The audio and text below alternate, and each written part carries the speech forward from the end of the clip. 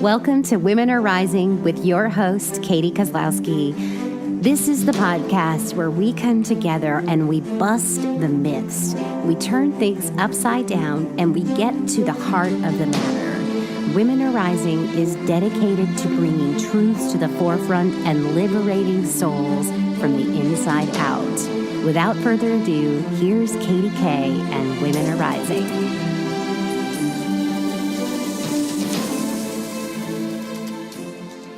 Hi, guys. I'm back for another episode of Women Are Rising with Jen Turrell.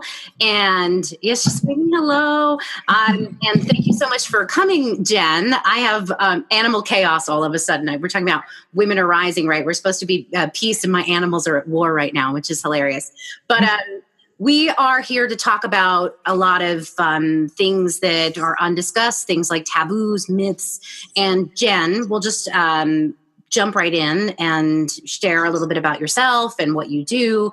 And then we're going to get into like sort of the good stuff, your story, because I did your show. And when we were talking, I think it was after we stopped recording, this stuff came up and I was like, wait, what? We need to talk about this. This is mind blowing information. So we're just going to jump right in. Thank you for being here and say hello. Hi, thank you, Katie. Yeah, I'm actually really excited about this because you were on my show and we had a great show. It was a great discussion. But after we stopped recording, I felt like we had a way better discussion than we did while we were recording. So I feel like this is where we can kind of dig into more of that. Yeah, we'll come back. We'll get into all of that. That's every time I do one of these, I'm reminded of sort of like the mission and the purpose behind this. And every single time I talk to somebody, I'm finding that we're talking about these things that like we're not supposed to talk about. It's like these taboos, these myths, these I think today I used the word oh shoot, I can't remember what it was, but it was like really like cringeworthy, some of this information.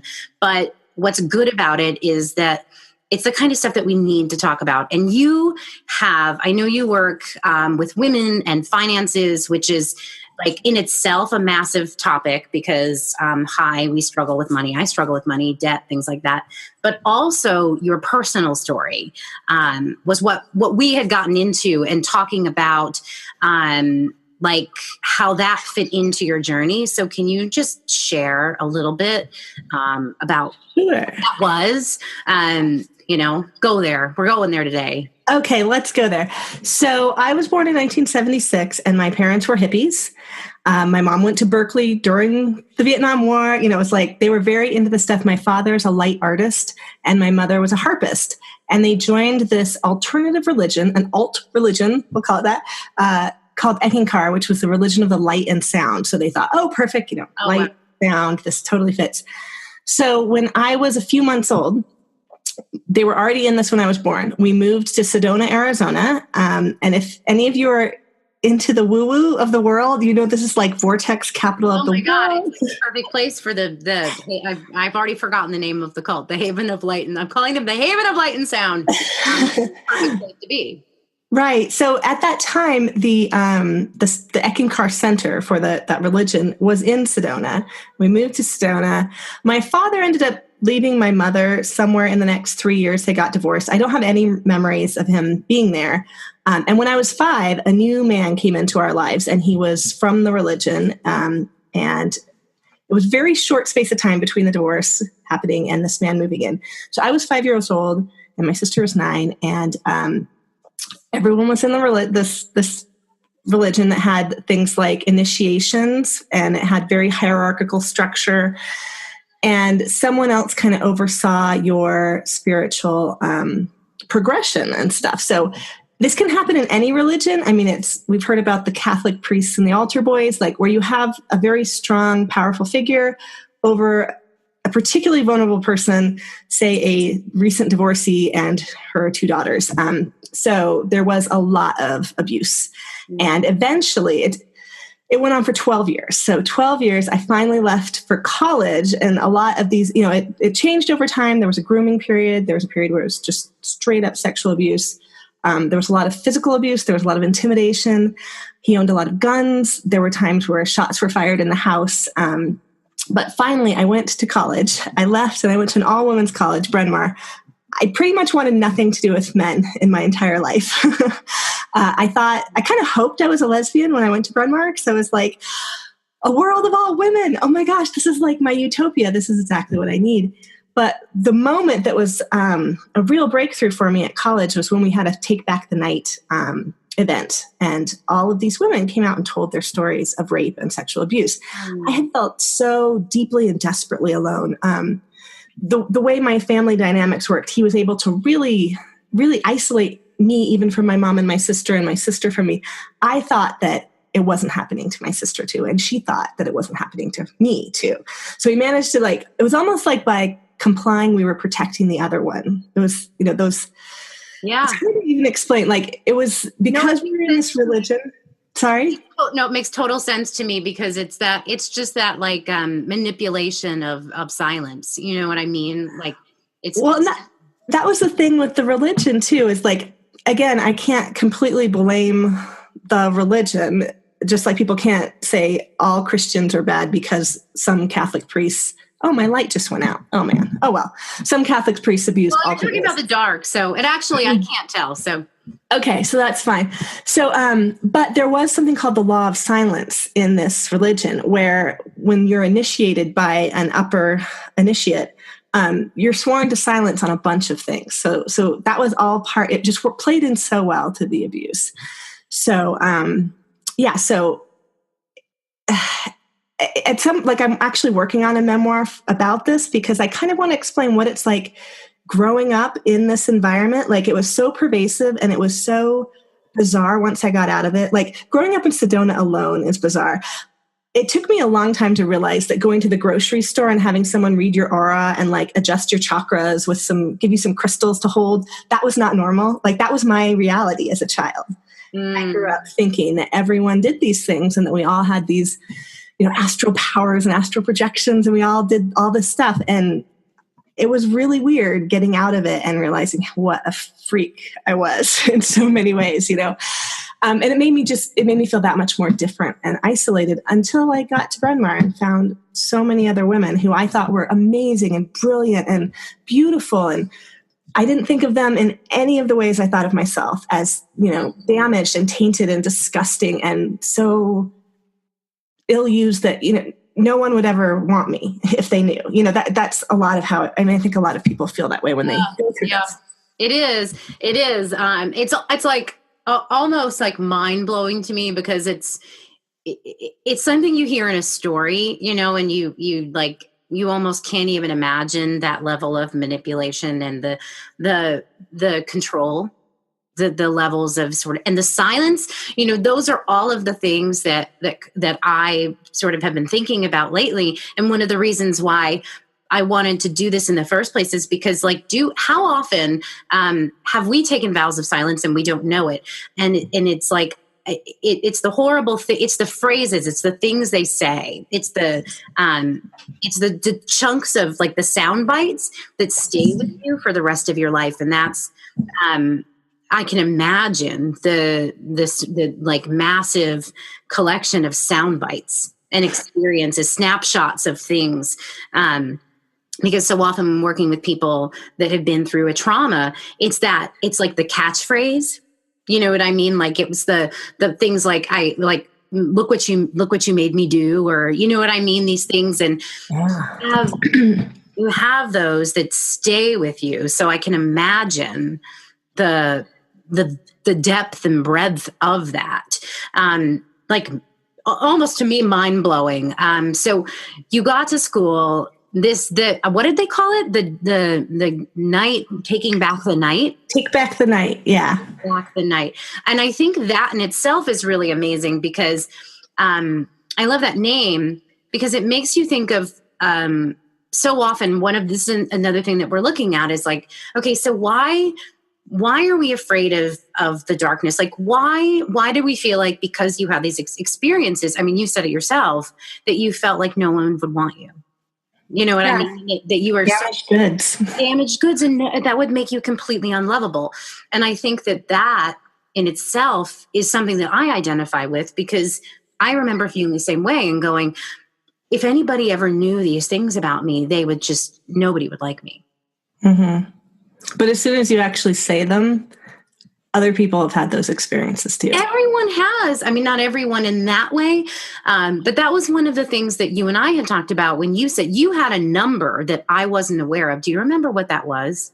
There was a percentage, and you said something like X percentage of women. So according to RAINN, RAINN, which is like the rape awareness organization, the nonprofit, they say 1 in 6, but they are not counting child abuse because that's counted separately. Okay. So that's adult women who've experienced sexual violence.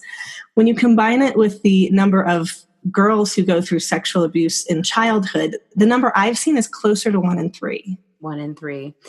And that in itself, to me, I'm like, this is a really big issue. And it makes me go, so why are we not talking about this? Yeah. And why, and what can we do? So with your story and your experience, how did you, how did you move through that? Because it's obviously something that's that is that's something you can't deny. A lot of times it's a one-time experience. It's very easy to take that and sort of put that in your subconscious vault and go, I'm just going to put that over there. But this is like a massive thing that went on for a really long time. So you don't just... Well, I pretty much split my life in two, to the front-facing life that public people could see, and then the life that I was experiencing otherwise. And I remember at one point I even had this diary where I wrote in it the diary of the life I wish I had, where it was focused on crushes of boys at school and cheerleading and, the stuff I thought all the other girls at school were worried about, not the fact that they didn't get their homework done because their stepdad had kept them up all night lecturing her and wearing her down with a gun on his lap, and she never got to sleep. And so I never got my homework done. Those were the realities for me, was that it was really extreme. And it progressed over time. He was a chronic pain sufferer. And when he moved into our house, he had his first back surgery. He had 7 over the course of the next 12 years, as well as 3 knee surgeries. He also drank. He took drugs. As the pain got worse, as things compounded, once my sister left and all of the focus was on me, that was when it got really bad. And I did have a suicide attempt. Not because I didn't want to be alive, just because I couldn't see how I could get out of it. Yeah. So that's the thing I've always struggled with my own mental health and depression, is I have struggled a lot with depression, but I feel like it's been more circumstantial than chemical or biological. I feel like it's when I just feel trapped. When something makes me feel trapped, it triggers it for me. And I really struggle a lot, even now. So that's, I feel like I'm not, I wouldn't be a depressive on my own, but going through that experience as a child, I was very, very depressed. But I did a really good job of hiding it. When I talked about cheerleading, I did pom and cheer one year, and I was a smiley, happy 1, 2, 3, I was, especially in high school, once my sister was gone, I did everything possible to stay out of my house. I did early bird classes. I was in pom and cheer. I did student council and speech and debate. I tried to do everything that could give me an excuse to not be in my home, all with the focus of trying to go to college. And when I got the chance to go to college, I went as far away as I possibly could. Mm-hmm. The big thing, though, with all of this was going to trial. And that's part of why I do want to tell this story, is because I feel like I talk to so many women all the time. A lot of talks about money do come back to some kind of abuse. I feel like when we've been abused or experienced domestic violence, or just had some way in which our self-worth gets so deeply, deeply damaged, it really does affect how we handle money, which is and that's really why I focus on money, is because I feel like when women don't have enough money, they can't leave those situations. They get stuck. They're afraid for their children. But sometimes that's the origin of our situation with money too, is having something happen to us that makes us feel so worthless. So while I was in college, I finally, I wrote a bunch of stuff. I wrote these stories. I wrote these poems. It was all leading up to expressing what happened. And after my sophomore year, he had moved out. He wasn't in the house with my mom anymore, but they were still trying to work things out. And I had not told my sister. I had not told my mom. So I came home from college. He was going to move back in that summer while I was home with my mom. And I didn't want her to. So I said, if he's going to move in, I'm going to go live with Shauna in Phoenix, where she was at school. And then I ended up going down and talking to my sister, and we finally told each other. And it was such a just like, well, yeah, of course. Yeah, that's exactly what happened. Yeah, that happened to me too. It was such an odd conversation because it was just like, once we broke the seal and admitted what had happened, like we had the same experience. So it was so similar, obviously. And then we went and told my mom too, but he had so much control over us even then that we somehow felt like he should get to tell her first. So we drove halfway from Phoenix to Prescott, where we were living. We stopped at a payphone and said, we're on our way to tell mom right now. If you want to be the one to tell her before we do. My sister called. I couldn't imagine talking to him at that point because I like going out east to college had taken me so far out of this like collective consciousness mind that we were in that I couldn't speak to him anymore. So I didn't. And he did call and he said something to my mom about how he'd had a relationship with us. So by the time we got there, my mom had heard something. And then we got some takeout food and went to a park and just sat down with my mom and talked to her about it. And the thing is with my mom, because he was disabled for the whole marriage, he was always home and she was always working and she was always had to work late. And I mean, she was supporting all of us. So sometimes, some of the people who've heard this story have been like, how could she possibly not know? But the truth is we all actively protected her from that information. Like, my worst nightmare was mom finding out about it. I thought it would devastate her. And my mom had her brother committed suicide when they were both in college. So even when I was suicidal and when I did try it, I tried so hard to make it look like an accident. And it didn't work anyways. I just took a bunch of pain pills when I had knee surgery. But once I did that, again, my guilt at the idea of mom finding her child, I couldn't do it again. So like everything was steeped in so many layers of just like guilt and responsibility. And because he'd been disabled, I'd actually been his caregiver through, like I was taken out of school to take care of him when he was at home after his back surgeries because he was in so much pain and couldn't walk. And so, the dynamics are so weird too, just because by the time he came into our house too, I desperately wanted a dad. I wanted a father. Like my father was gone. He'd started a new family. I would have done anything to have like a father's love. And obviously he took advantage of that, of my desperation to have a dad, a father figure. So even now talking about it, there's so many mixed emotions in there because I don't know. And I'm reading another book right now called Tiger, Tiger, which is where a girl who was the victim of a pedophile from the time she was 17 until she was 23. And he committed suicide when she was 20. Like the relationship didn't stop until he died. And he was even much older. I mean, I think he was in his 60s or something. It was very alarming as I read it. But when she talks about, she goes through the grooming stages bit by bit. And, like at first he did this and her mom was really having a hard time. She was so glad that he was helping out and she needed a friend and he was such a father figure for her. And I recognize so many of those things and her wanting to please him and make him happy because he seems like he loves her and he tells her he loves her. And, I know my abuser, there were times when he told me that no one would ever love me the way that he did, that he was the only person in my whole life who would ever love me this much, and so there was violence and there was threats and there was manipulation, but there was also this underpinning of me wanting a real father relationship, not wanting it how it was, always wanting it to be the normal one, what other kids got. But yeah, there's a lot of nuances. There's a lot in there. But there's so much of it that runs through the common threads. And I think that the most common thing is like what you just said is the thing that sort of sticks with me the most is like, I just wanted a dad like all the other kids had, or like, I just wanted, and I see that now with people all the time. It's like, well, I just wanted this, but this is what I got. You know what I mean? And I think that there's something about that experience that could like really, really sour you, could just drive you over the edge. Because I did. I got to college. I shaved my head. He loved my hair. This is the first time that I've grown it out since I cut it off in high school.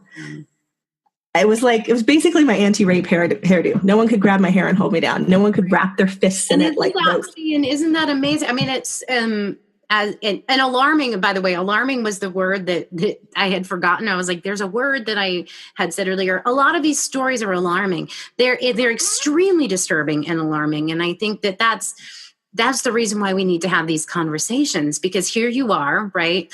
This sweet, lovely person that wants to help people, and nobody knows that the backstory is this alarming journey, like this massively disturbing story. And how do you take that and not have it turn into bitterness? It's so easy to become bitter because you didn't get handed that path that looks so easy on the outside, and it's like, well, I didn't have, and all you wanted, like, the thing that sort of sticks with me is it's kind of like all you wanted was to be loved and to have a father to care for you. And then you get this person that takes advantage of it. And it speaks so much to sort of, it reminds me of the way I felt when I was a young girl, and all I wanted was somebody to love me, like I just wanted, and I still do. I'm like, I just want somebody to accept me and love me for who I am. Right. Mm-hmm. Isn't so much to ask for? Like, that's all I really want. But I would go and it was a sort of like a similar thing where I didn't understand the nature of any of this stuff the same way you probably didn't understand it. And then, I would go, and like, I remember one time there's the captain of the whatever, baseball team, I'm going to take you to lunch, and then takes me to somebody's attic, and then says stuff like, don't tell anybody. And, but I really like you. And I'm like, oh, he really likes me. But if I tell anybody, he won't. And, you imagine the confusion, like that never left. And all I wanted was for someone to like me. And I was so excited because he liked me. He really liked me. Like Sally Field, he's going to take me to lunch. Oh, I'm so excited. And then that's what happened. And the heartbreak of that, and the experience of like, I don't understand. You know what I mean? Like sometimes, and especially when you're young and you're a kid, like you just don't understand. Mm-hmm. And I know there's always these questions of like, why don't you tell somebody earlier? But to be honest, when things first started happening, I didn't even know the words. I didn't even know the words for the body parts, right, much less like what he was doing. Right. I remember once trying to tell my mom that I didn't like it that he touched me so much. And he did this tickle thing, like even before they only knew each other a couple months before they got married. Like it was a super whirlwind, and he really pressured. But I remember him tickling me until I actually peed my pants once. Like he wouldn't stop. And you're saying, stop, but you're laughing. And I peed my pants because he wouldn't stop, and that was just, that was such an early stage in it. Like it just, he thought it was hilarious. I think he loved it that I peed my pants, it was, there were so many things like that. But when you were talking about, like if it's just one incident, like what that's like versus all of these, when we did finally go to trial. So after I told my mom and my sister, my dad called not that long later and to tell me he was getting divorced from his wife at the time. And I told him mom was getting divorced too, because that was the first thing we all thought. It was like, okay, they're not coming back together, they have to get divorced. She wanted him to move back to Tennessee with his family and not be near us while the divorce was going on, which he'd agreed to. But then I when my dad asked why they were getting divorced, I just told him. And it was like, after so many years of not saying it, like I suddenly just, I was ready to just say it to anybody who wanted to know. And so I told him without really even thinking about what his reaction would be or what was going to happen. And he did call the police. And basically he said, his first reaction was like to get a gun and go shoot him. Which, I think is what a lot of fathers who aren't there, looking at what happens with families where there's child abuse, I think that is a reaction that a lot of fathers have when they find out that the mother's boyfriend or husband did this, which is one of the amazing things. You look at statistically, one of the most dangerous people for your children often is the mother's boyfriend or next husband. But, my mom didn't know that. None of us knew any of that back then. But so that was how the police got involved.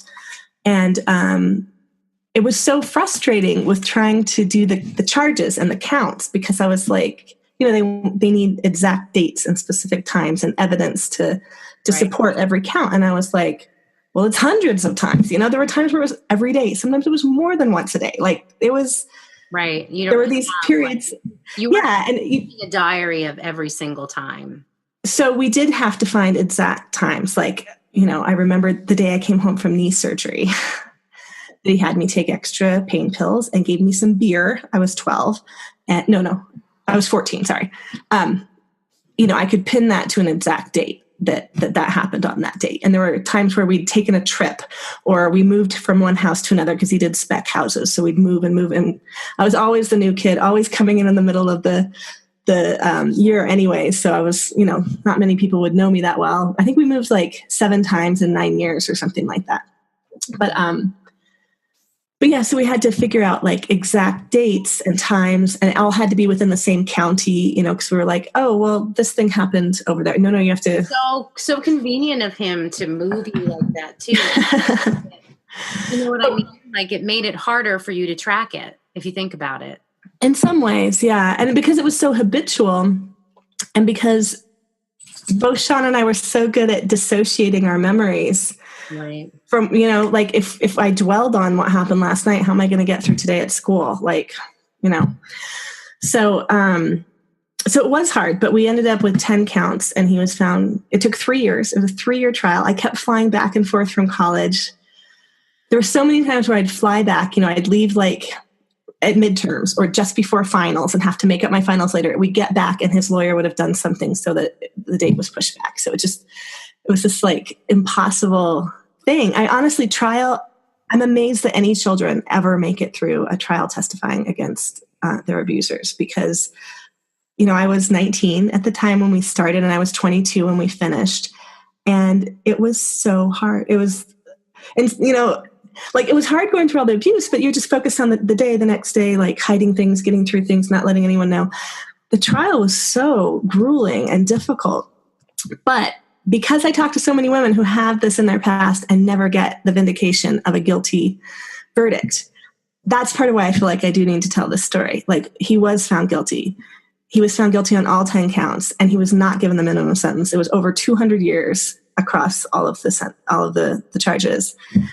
And we see these things like that swimmer from Stanford. What did he serve? Like 3 months when he was caught in the act of raping a woman. People actually tackled him and held him down until the police came, and still he only got like 3 months or something. Right. It's so wrong. And I do want people to know that while justice isn't served a lot, it can be, and sometimes it is. And we need to keep trying. It needs to get better. It needs to get easier for the victims. Right. That's one of the things that makes me the most angry, is they make it presumed. Like, I know presumption of innocence is good for a lot of things, but when it comes to something like this, where it really is a woman or a child's word against an adult, more powerful man, presumption of innocence means you're presumed that you're lying. You have to prove against any shadow of a doubt that you are not lying about what this person did to you. And it's hard. Right. It's hard unless you have, medical records, a rape kit the next day. It's hard to prove that you weren't drunk, that you didn't ask for it in some way, that that all the things line up to show that this person is a predatory person who. Right. Yeah.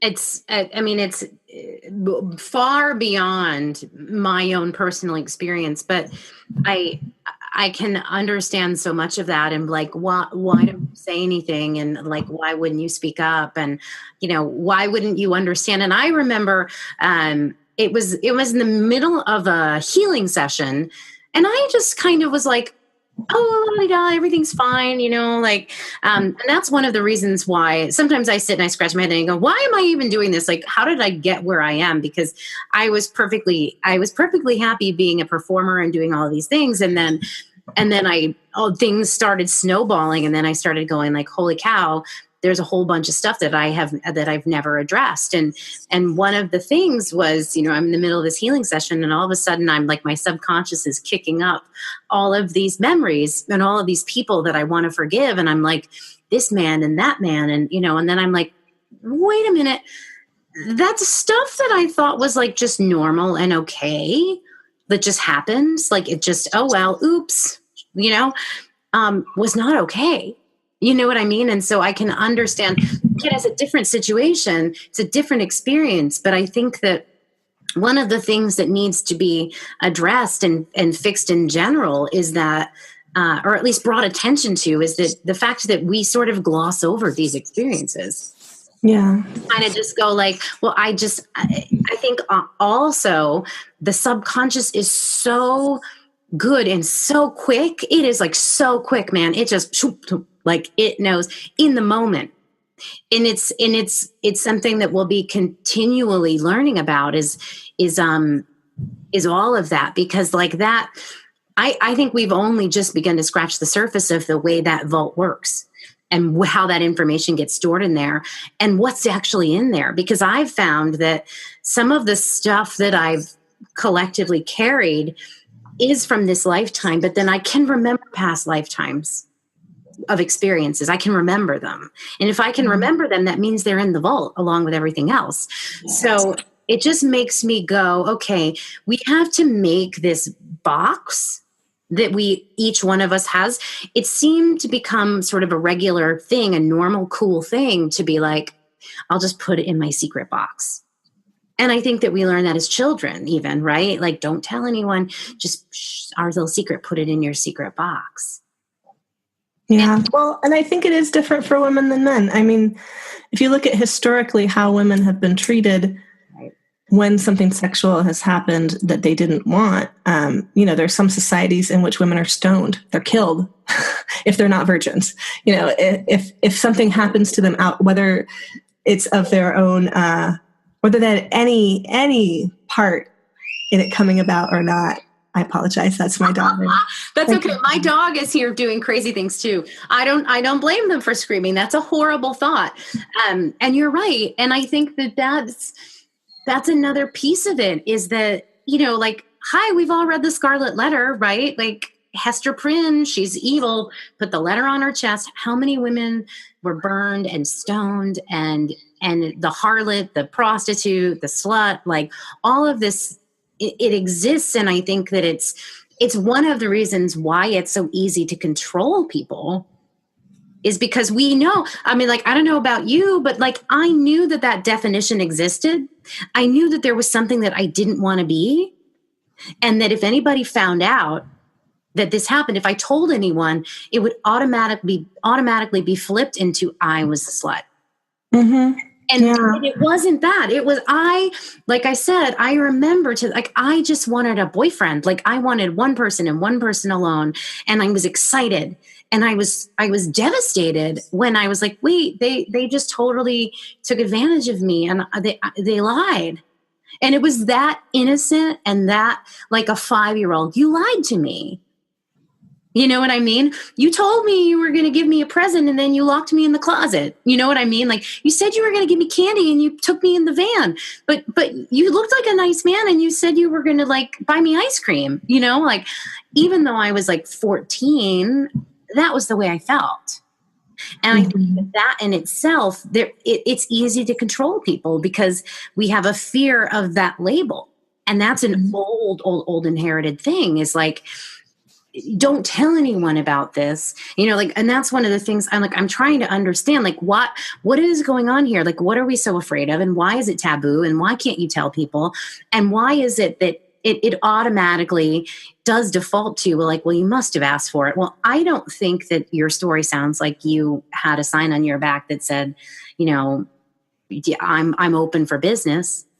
You didn't. Or you either. I mean, you wanted a boyfriend. You didn't want that to happen. I was so innocent. I was really like, and that was the thing that was so funny about the whole thing was like, I was like the most naive, sweet girl. Like I really, really, and I actually still am, but I mean, like that was my nature. And I remember being so like, wait, what? I don't get it. And then it just kept, and then it repeats itself and it repeats itself. And that's the other thing is like, if you don't get the pattern under control, it just remanifests and it happens to you over and over again. So like, unlike you who had a lengthy period with the same individual, I was able to trace back all of my experiences. And I found that I had the same experience over and over again with different people. Mm-hmm. I think that happens a lot too. I was just reading Hunger, a Memoir of My Body by Roxane Gay. Do you know Roxane Gay? No. She's fantastic. And I was aware of some of what happened to her because I'd read some of her other books. I'd read a short story collection called Difficult Women, where there are a lot of really difficult experiences for women in it. Oh, that sounds familiar. Yeah, she's a New York Times bestselling author. She's got a lot of great stuff under her belt as far as a writer, but she's also she's also very, very big. In the book about her body, she talks about at her highest, she got to 577 pounds. But what happened to her was when she was 12, the boy that she thought was her boyfriend, the boy she was in love with, the boy who kind of ignored her at school, but when they were alone, it would get her to do things with them. And she thought that, she thought they had this thing. She was a Catholic girl. And he lures her out to this cabin in the woods, asks her to come for a bike ride. And then there are 6 of his friends waiting there. And he starts telling his friends all the things she's done for him. And it ends up being she's kept there, held down all day, and they gang rape her. And within a year, she'd gained 100 pounds. Within, she was 20 by the time she got up to 570. But it was just, she said she built this fortress of flesh around herself. Mm-hmm. And her story is not a weight loss triumph. She's still very big, and it's still a problem for her. And it's, but she's been able to very directly trace it back to this incident that happened. And the thing was, the next day, the boys told everyone, and she didn't have a name anymore. she was Slut until her family moved, luckily for her, not long later, so she could start the next school year at a new school. But it never, like, that had such a massive impact on her. And it impacted, well, and she said the thing that got me too was part of it was that after the incident, she continued to see that boy for a little while. Yeah. Well, and that's the thing that I can really identify. And that's very inspiring, because I think that these are the kinds of stories that, again, it's this stuff, it's like cringeworthy. It's horrifying. It's absolutely disgusting. It's not the kind of stuff that you want to talk about. But what I've found is like, okay, if I had known that like that wasn't okay, I might have learned my lesson at 14, and it wouldn't take me to 37 to realize that that's not okay. And I was cleaning out some of my stuff recently, and I found this letter from this one. My dog is something to say. What do you think? You want to leave, huh? He doesn't like this conversation. Fine. The thing was, I found this letter, and there was one boy that absolutely loved me. And he was like, you don't understand what they're saying about you, and your name's written all over the bathroom wall, and all of these things. And I remember being like, leave me alone. I'm fine. But what I didn't realize was how much I wasn't fine. And when I got into this work, her story strikes me so much, because, I went, I had these things happen to me, and I ended up at, this healing, and I found this guy, Derek O'Neill, who was a spiritual teacher and a healer. And I went to his workshop, and I was like, I don't know about him. Like, I don't really know about any of this stuff. I knew that it helped me, but there were a couple of women that came up to the microphone. And one of them was a girl who had been sexually abused by her father, who was the chief of the camp. Oh, chief of what? Of like their camp, like the chief of he was the chief of the. Is she Native American? You know what? I don't think she was Native American. He was the chief of their family. Okay. I can't remember the specifics, because it was a long time ago. I was afraid you were going to say chief of police, and then I was like, oh my God, there's nowhere to go if your dad's no, but see, okay, but there's a story about that too. But he was the chief of the family of the I'd have to go back in time and remember exactly, but he was the chief and he was her father. And then there was another woman who had a lot of weight on her body, and she'd had like 7 miscarriages, and she had been sexually abused. And I remember watching him work with these women, and that was when I fell in love with him, and I fell in love with the work. And I was like, I want to learn this. I want to learn from him. I want to understand this, because I knew that is what happens. You know what I mean? Like that is that putting on the weight, building the protective barrier, these things, they never leave you. And what was fascinating for me was the sound bite, the snapshot of the scene, like the scene of the crime. You know what I mean? Like those things that you remember. That was something that I began to understand, because what I was able to do was go back and go, okay, now I remember when this happened at this point with this person, and what had happened was that after it happened, I hid in the bathtub with his dog. He had a golden retriever, and the dog came, and he put his face on the bathtub, and he just looked at me, and I was like holding his dog, and I had this golden retriever in this bathtub. And it sounds as awful as it was, right? To be like terrified, cowering, hiding in a bathtub with a dog. But the thing that was so interesting was that when I learned energy, and I understood sort of the mind and the programming and all of that, I was able to isolate that and go, okay. And then I remembered when I was like another age and I was trapped and somebody did something to me, I went and I ran and I hid in like a room in a corner. And then I could trace it back to the guy that took me when he was supposed to take me to lunch, and we were in the attic, and I went and I had that same feeling. And then I remember doing it when I was a young child in a closet. Actually, the closet that's literally right behind me right now, because I'm in my childhood bedroom, like literally as we speak. And the thing is, it is so profound that it doesn't matter how old you are. It goes in that vault, and it stays like we think it's, I think the point I'm trying to make is like, we think it's gone because we put it in there and we're like, just like stay there. Like, don't make a peep. Right.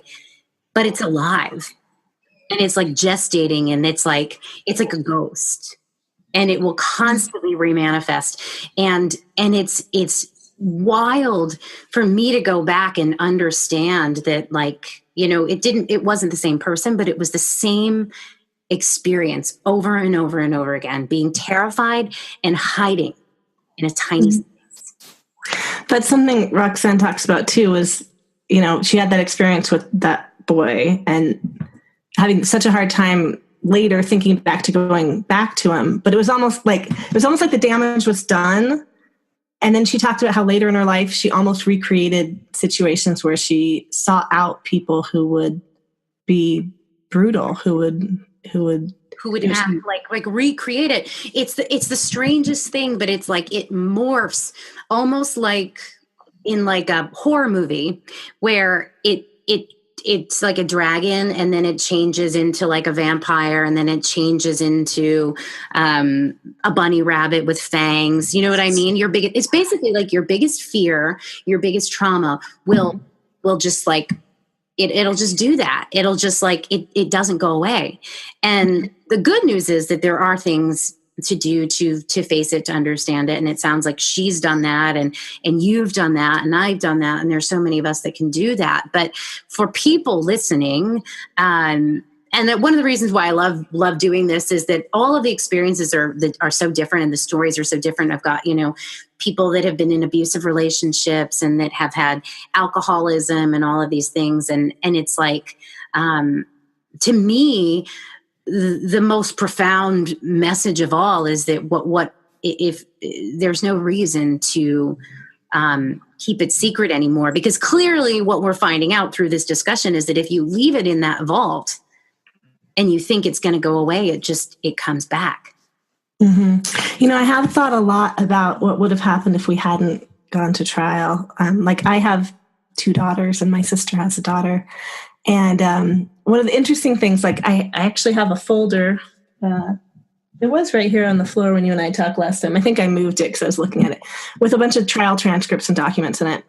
And I realized that when we were coming up to trial, to be honest, I really didn't want to do it. So we did offer him a plea bargain for 12 years. If he would say he was guilty and take 12 years, we wouldn't have to go through trial. And he refused it. And I'm so glad that he did, because the idea, this coming February 2018, it'll be 20 years since he was found guilty and sentenced. And I think about, if it hadn't gone to trial, if like he'd somehow still been in our lives, like how would I ever feel like my children were safe, or me,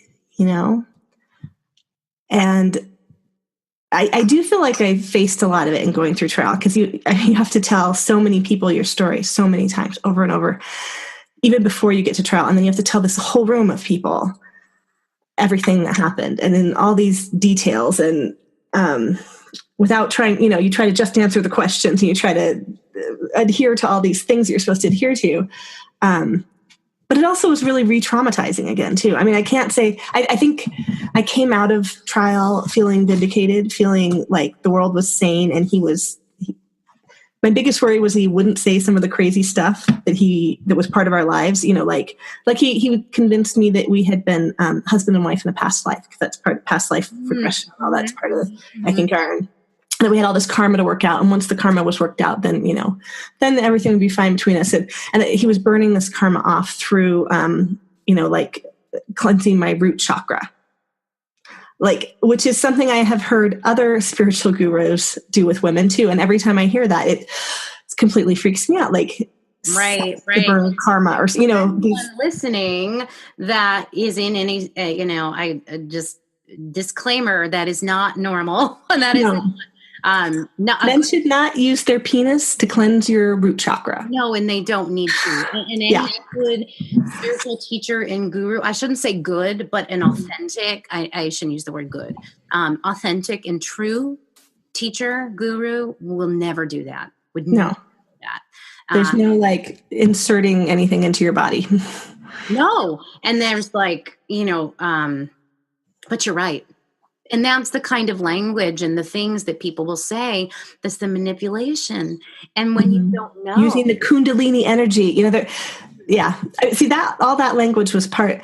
As I see all of these sort of things that were very marginalized back then, I mean, the religion was like a westernized Eastern mysticism. It used Sanskrit. It used lots of these words that are in yoga and different things.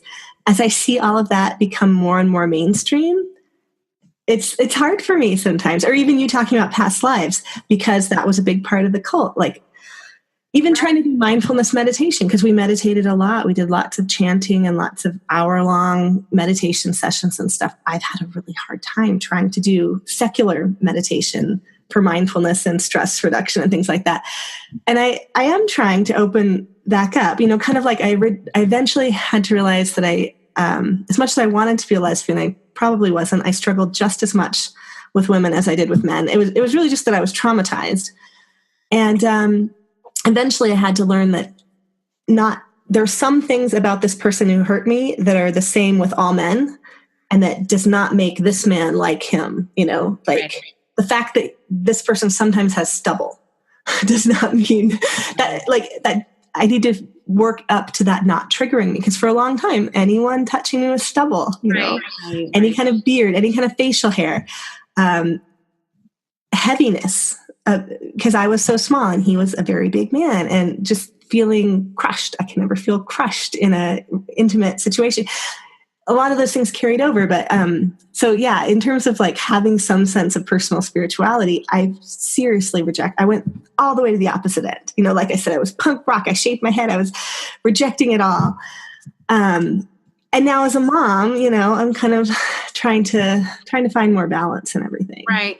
Well, and that's kind of, that's something for anyone that listens to this as well. It's one of those things that's, I think that's one of the things that makes the world go round, right? Different strokes for different folks. And if that's something, I think it's a shame. And I think it's really unfortunate that people use spirituality and energy and karma, the language of karma and Kundalini and all of that to manipulate people.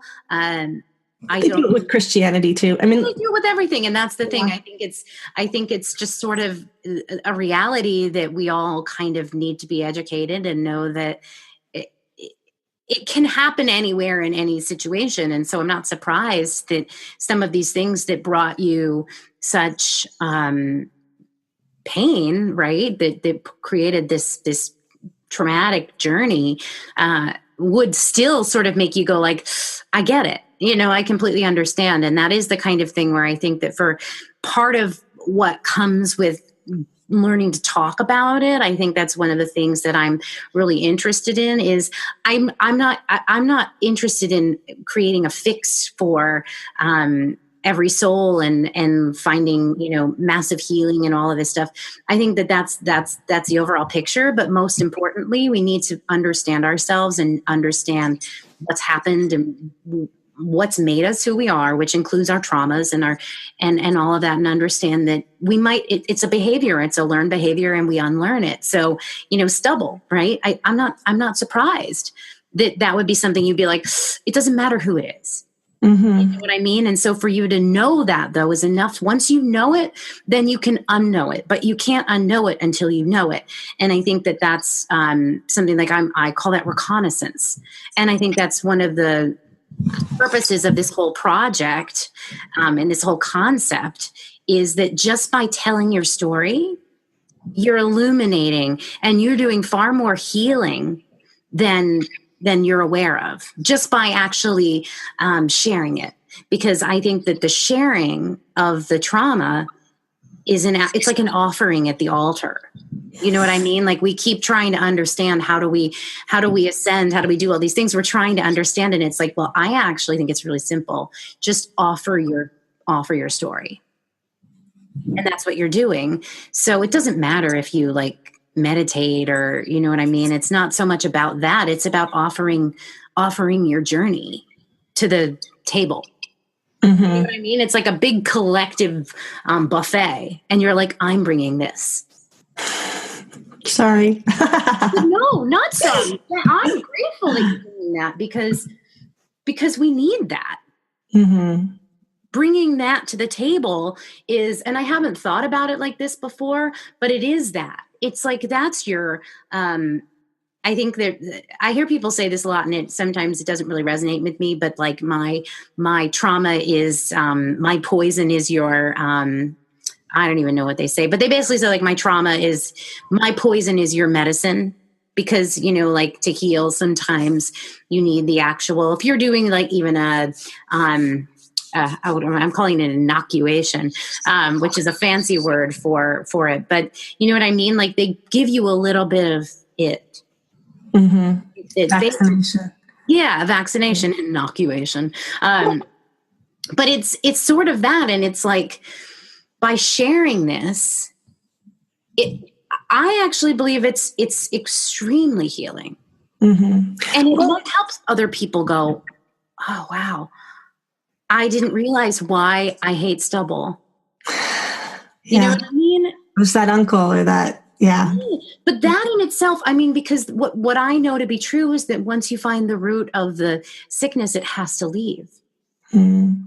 Well, I also think another reason when you and I talked about doing this interview and the war stories and everything, like thinking back to when I was suicidal, when I felt like I was so trapped and I just couldn't see anything way out of it, that seemed like a reasonable way.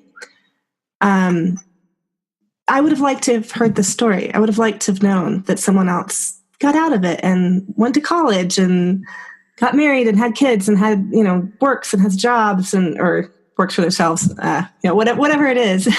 Not that many of us have jobs like we used to anymore, but just that there's life after. When I was in it, I didn't know of anyone else who'd gone through something like I had, and I didn't know if there was life after, if there could be a good life afterwards. Right. So if this could somehow help someone in that position, I would like that. Right. Well, that's the intention. I mean, I think that's where we're going, right? Is that just by telling the stories, somebody will listen and go, you know what? I'm not damaged. I am going to live my life. Mm-hmm. And maybe some mom will think about the way someone's treating her children, and if that's okay too. Like my mom had no experience of this kind of thing. I mean, that's something that comes up sometimes, is people being like, should she really not know? And I was like, Both he and I did everything possible to hide it from my mom, and my mom did not know. But if she had known this stuff was out there, if she'd heard other stories, she might have. Right. We just imagine if instead of like 12 years, it was just 2 years, like my whole life might have been different. Right. If it had stopped before it had gotten, it stopped in the grooming period instead of getting as far as it did. Right. Yeah. Yeah. Well, and that's, why I've been saying so much. If we just knew, or we know at a younger age that it's okay to talk about it. Mm-hmm. It doesn't have to take, 34 years to heal from it. And we can stop it like much sooner. We can end the cycle sooner, and maybe, just maybe, eventually we can stop it for good. I mean, that's a very long journey ahead, or maybe it's not. I don't know. But what I know is that, this, for far too long, it's been all about putting it in the vault. Don't let anybody know. And especially because if they do, you're less than, you're damaged, people won't like you. People don't like drama. People don't like baggage. People don't, I remember hearing these things, and it's for those reasons that people do end up feeling suicidal, because they don't know that there is another chapter. Mm-hmm. And I personally hope that boy from when you were 14 hears this. Like at the end of Roxane Gay's book, she talks about that boy who took her to the woods, right, and that she has Googled him, and she has Google mapped his house and his work. She knows what the Starbucks across the street from where he works looks like. And she wonders, is he a good person? Does he have kids? Did he keep doing this? Did he do this more? What is he like with his wife? I hope he reads her book and is absolutely horrified by what he sees. Some way change. And that's the thing. I mean, I maybe this is where I differ from her. It's like, what I hope is that he tells his son to be better, not, I can't change. And I think part of the problem is the way boys are raised, because obviously I don't know exactly how he behaved in that situation, how forceful it was, but you wanting him to be your boyfriend put you in a very vulnerable position where you wanted to go to lunch with him. You probably wanted to kiss him. Maybe you wanted to make out with him. You didn't necessarily want to do more. And him pushing and being, I think there are some rapists in the world who do not think they're rapists, who just think they're good, they're aggressive and they get the job done, and they get, they put the notches on the bedposts or whatever and think that they win. But no, you're rapists. You're rape. Like if there are 1 in 6 women or 1 in 3 women who experience sexual violence in their lifetimes, how many rapists are out there then? How many men are perpetrating that sexual violence? How many of them are, if not straight up physically forcing, are coercing? Rape by coercion, that's like all these spiritual gurus cleansing chakras with their penises. Maybe they are not holding down a screaming woman, but they're coercing someone into having sex with them. Manipulating, and it's still, and I think at the end of the day, it doesn't matter. I mean, it matters. What happens matters, but the feeling itself, the destruction that it does is not the same, but it still runs very deep. I think that's what I want. And I would like to think that boy, who probably was around the same age as you, his intention was not to damage you. I don't know. Roxane Gay's boy, obviously it was like bringing 6 other boys along. But it's possible there's some boys who are just so focused on losing their virginity that they do anything, and the girl is... Right. Well, I happen to know that I'm not the only one that happened to. So I don't know. I don't know. I mean, I don't mean that in any defense. I'm just talking about how we raise our boys, how we talk to our boys. And I think that in itself, and I think it's how we raise boys, it's how we raise girls, it's how we raise ourselves, it's how we are taught to value ourselves. I think that there's so much to be learned and to be understood. And I think that, I personally I didn't understand. I was young. I didn't understand it. That doesn't make it, I don't talk about right or wrong, but what I talk about is that like at some point in our lives, we have to start the conversations because in my generation, right, like we didn't have those conversations. And if I had those conversations, maybe I would have known, hey, that's not okay, mister. You're not supposed to do that. And it would have been an entirely different story because I might have known.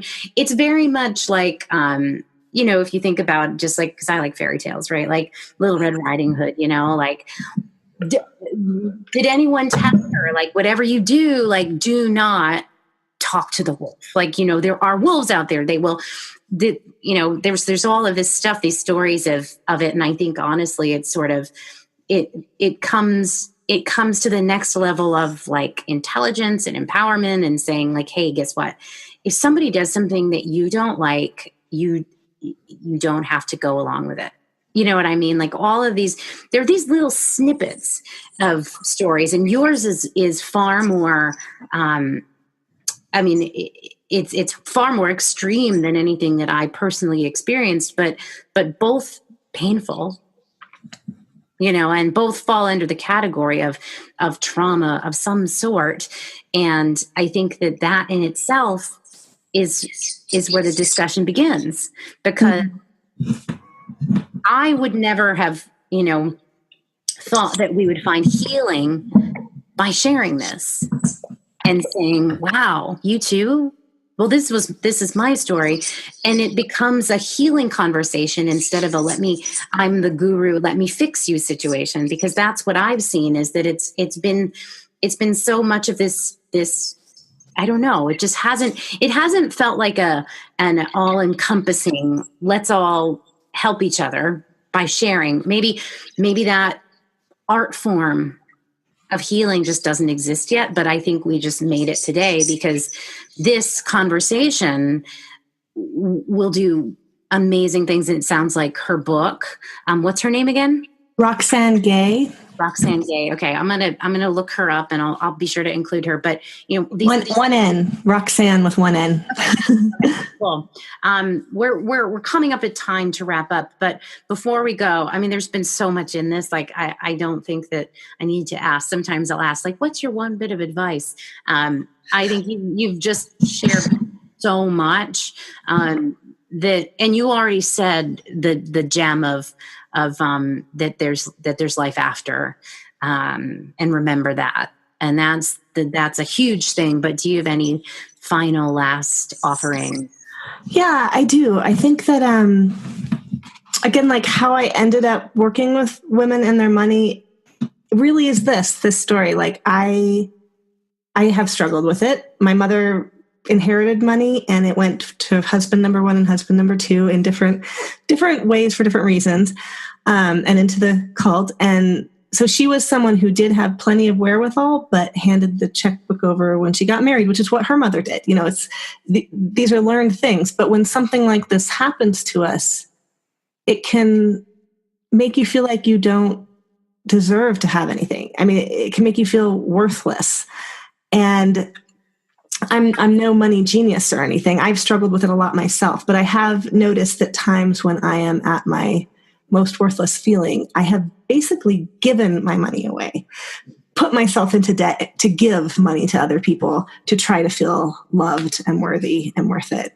And it comes out in a lot of different areas of our lives, but I feel like with money, it's often very, very poignant and pointed. And when we get ourselves into those situations, we can get stuck again. It's like recreating some of these situations where we're stuck in a job we hate. We're stuck in a place we don't want to live. We're stuck with someone we feel like we can't leave. So I think that the journey to rebuilding our worth after we've been through something like this, it's long and it's winding, and there's probably no complete end to it. But I think looking at how you treat yourself with money is a sign of kind of what's going on there with you too. So you are worthy and you are worth it, and you need to treat yourself better than anyone else does. Treat yourself the way you want everyone else to treat you. And I guess that's about it. Yeah. Well, and that's like a whole other chapter, but we'll talk about that another time, the whole money thing, because you're right. It's all about value and, how you feel about yourself and what you allow and what you don't allow. And so thank you for tying it up so nicely with that, because before we go, I also want you to let people know where they can find you if anyone's looking for assistance with this stuff, and just to keep tabs on, all this stuff you're working on, your memoir. That is someday wishful, hopeful. I'm wishful thinking. I want to see it written. I want to be able to read this book. So yeah, it's been hard. Like, I had a couple of weeks where I worked on it really solid, and then I kind of had to step back and take a few breaths. but yeah, I do want to finish it up. But yeah, you can find me at jenturrell.com. I have a couple podcasts of my own. One's called Financial Fluency, where I talk to women working outside of traditional employment about how they make their lives and money work. And then I also have one with my friend Neve Arthur called Biz Buddies, where we chat and hang out and are friends. Like, just as this stuff can be lonely, not talking to people when you're geographically isolated and you're trying to make your life work, it can be lonely too. So we kind of started that podcast, and we're working on a group and stuff. If anyone wants to come and find me, jenturrell.com is the place to come.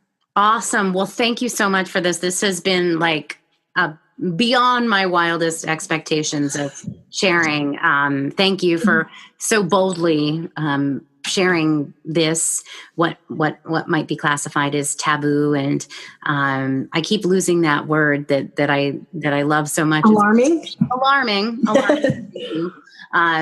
It's alarming, but it's powerful, and it's as inspiring as it is alarming. So thank you. And as I always say, remember, let love be your sword and truth your mission. Thank you. Bye. Thank you so much for listening and joining us for Women Are Rising with Katie Kozlowski. If you love the conversation and you want to join us for more, come check us out at womenarerising.org and jump on our mailing list, grab yourself a free meditation, and join the Women Are Rising family. We can't wait to hear your war story at womenarerising.org.